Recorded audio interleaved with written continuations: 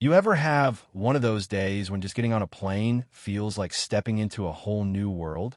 Yeah, that was me, maybe a little too proud, trying to act like I had it all together, boarding a packed international flight after a brutal week in the city.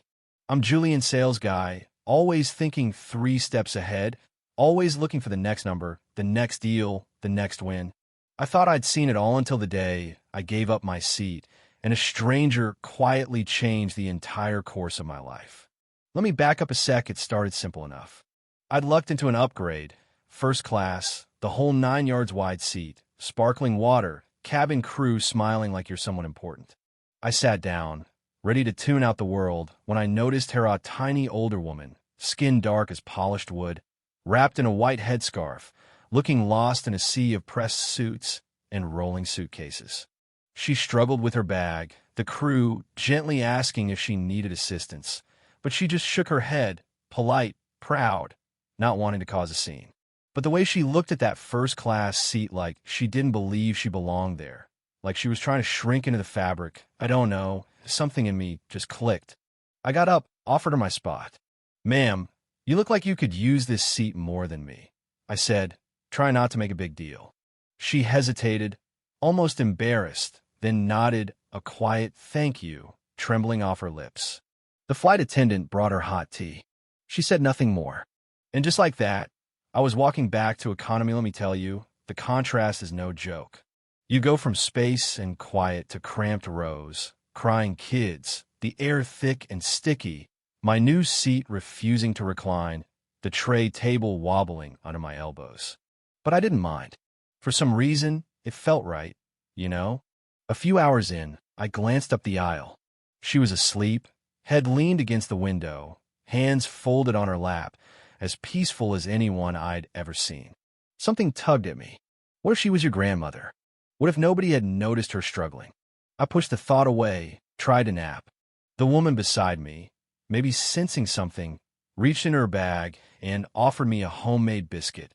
"Not many people would do what you did," she said, smiling kindly. I just shrugged. It wasn't planned. Night mode kicked in, dim lights, scattered snores, the sound of a baby crying somewhere far off, and for the first time in a long time, I didn't want to escape. I just felt there, present, like I was exactly where I was supposed to be. As we started our descent, the usual chaos began, people stretching, reaching for their bags, blinking into the harsh cabin lights. I stood up, more out of habit than anything, wandered toward the front, not sure why. Maybe I wanted to see if she was still there, if she was okay. She was awake, sipping warm water, her posture straighter now, eyes clearer. When I caught her gaze, she smiled, really smiled this time, with a kind of knowing that felt both familiar and ancient. "Come," she said, patting the seat beside her, voice gentle but strong. "Seat. Let me tell you a story." I hesitated, a grown man, suddenly shy as a schoolboy, but I sat. She reached into her worn bag, pulled out a folded piece of paper, and handed it to me, careful as if it were gold. "I'm not just a passenger," she said softly. I opened an old document, ink faded, but the signature hit me like a truck. Dr. Nodelena. My mind reeled. I'd seen her name on TV, at some humanitarian award show. This was the woman who built clinics in war zones, who founded shelters for women across continents, who once, if the rumors were true, talked two rival armies into a ceasefire. And here she was, just here. "Your Dr. Elena." I whispered, still in shock. She laughed quietly. "I used to be. Now, I'm mostly bones and memories. But I remember good souls when I meet them." I looked at the seat I'd given up, suddenly feeling like it meant more than just comfort. "Why were you flying in economy?" I asked. She glanced out the window, thinking. "Sometimes I need to disappear," she said. "Boards, speeches, expectations.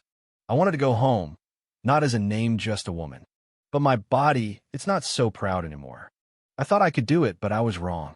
She looked at me. "You helped, without knowing, without asking. That's rare." I didn't know what to say. She started writing in a battered leather notebook. Then she tore out a page, folded it, and handed it to me. "Give this to any of my offices. I only give out 3 a year. It's a key of sorts." I opened a delicate script, her seal, a phone number.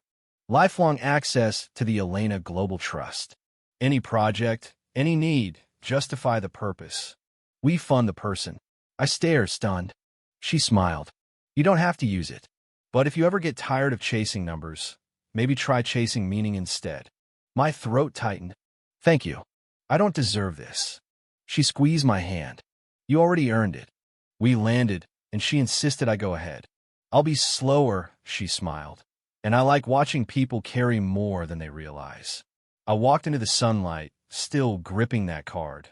The world outside suddenly larger, richer, full of possibility I hadn't noticed before. A month later, I used the card, but not for me.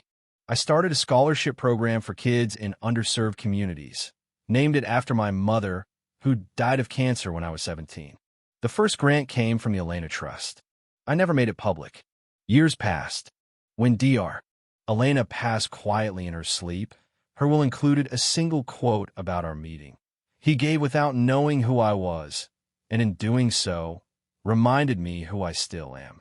Sometimes a simple act, giving up your seat, offering a smile, becomes the moment you were meant for all along.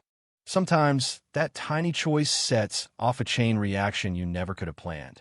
So, let me ask you, if you were in my shoes, would you have given up your seat, even if nobody was watching?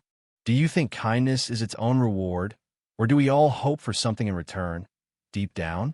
Drop your thoughts below. What would you have done? And where do you think the line is between duty and real compassion? I can't wait to hear your stories. And hey, if this story moved you, don't forget to hit that like button, subscribe for more tales that twist the heart, and share your own moment of unexpected kindness. Until next time, stay curious, stay kind, and never underestimate the seat you give up today. It might just put you exactly where you're meant to be.